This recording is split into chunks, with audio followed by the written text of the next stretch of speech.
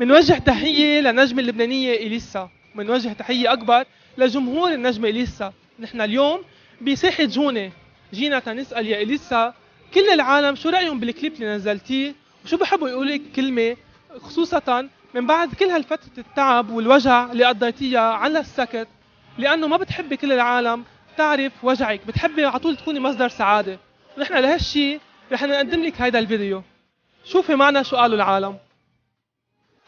بنقول لها نشكر الله انه انشفيت والله ما بيترك حدا وبنحبها كثير. بهني الفنانة إليسا على شجاعتها انه قدرت خفيت مرضها ووقفت تخلصت من مرضها، لان بده قوة، بده قوة اعصاب، بده تمالك قدرة.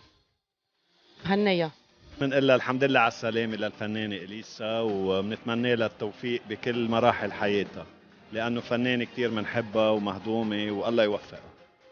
بقول لها الحمد لله على السلامة وكتر خير الله انه شفيتي، ونحن بنحبك كتير وانت فنانة عظيمة.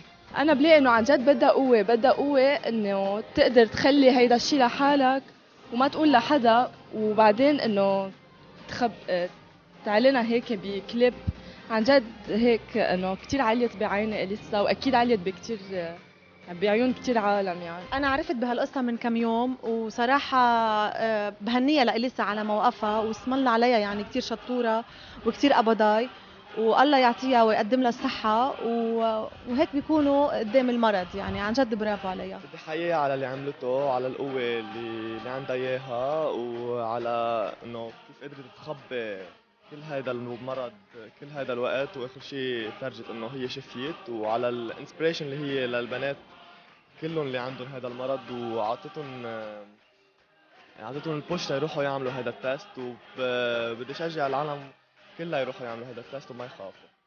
اول شيء انا لسه معبود بحبها كثير، يعني بقول لها سلامتها والله كبير ما بيترك حدا، ويلا يعني اذا بدها شيء تعمل هلا مثلا للناس اللي هيك يعني تدعمهم، والله يشفيها ان شاء الله، ما يعني المرض ما بدأ مكروه يعني، وسلامتها. ونحن بنحبها كثير، عالم كثير من محبينا شكلا ومضمونا وصوتا.